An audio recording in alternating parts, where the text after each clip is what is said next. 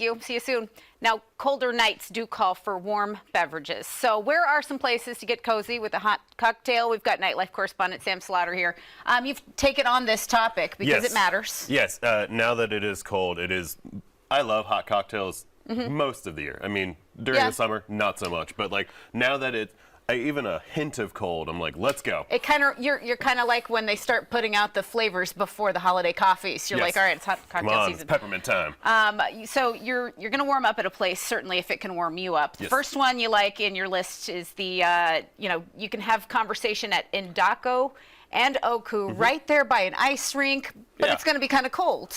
Yeah, so if you're going downtown to do Ice on Main and you maybe need a little bit of liquid courage beforehand if you're not good at ice skating. Smart. Or if you are also not good at ice skating and you fall, you may need it to like boost your spirits after. And so you've got two options there. They're right next to each other.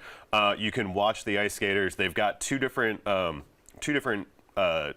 cocktail options, one for each of them, and then they've also got some winter spritzes, which is the one that's popping up there too. So maybe you've warmed up, but then you want to kind of relax and pretend of the warmer times with the spritz. Just be part of it. And I've got to know, are you a guy who is skating or watching the skating? I used to play ice hockey, so I do like skating. That rink's a little small. But I do love a good ice skating session. Yeah, there's definitely a difference between people who play hockey and know how to skate and stuff versus everybody else who's out there the ones who are on the side just kind of sliding along. But we can all enjoy a warm beverage and the scenery. As long as you're over 21. Yes. It's always safe. Over by the Hyatt, the Roost restaurant, they've got a few items on the beverage list that are certainly warming me up. What do you like over there? Yeah, so Roost is in the hotel, so maybe you've got some family staying in town for the holidays, or you need a place to go for an after-work drink when you're working downtown. But Roost has a lovely hot toddy on. It's got, I believe it was Tullamore Dew in it, so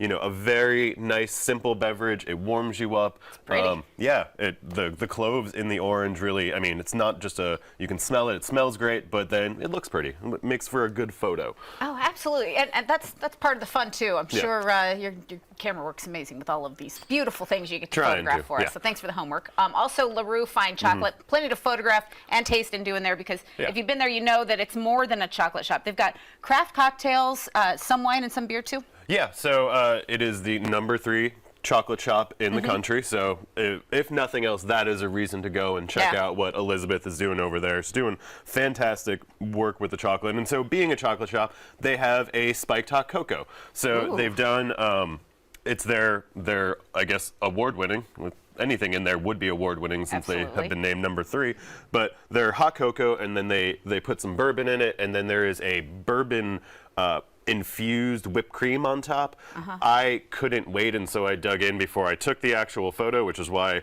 it looks like that, because I was thirsty and cold. And then it comes with a piece of chocolate on top, and I think that one that I had marshmallow in it. So like it melts in there, and then you get all these extra flavors. That's amazing. And just a beautiful little piece of dessert. So maybe dessert becomes more approachable. The person who doesn't necessarily want to come in for a full dessert says, I will drink a beverage for dessert that has a little bit of chocolate on the side. That works too. Yeah, warms you up inside and out, and you get a wonderfully chocolatey experience throughout every sip.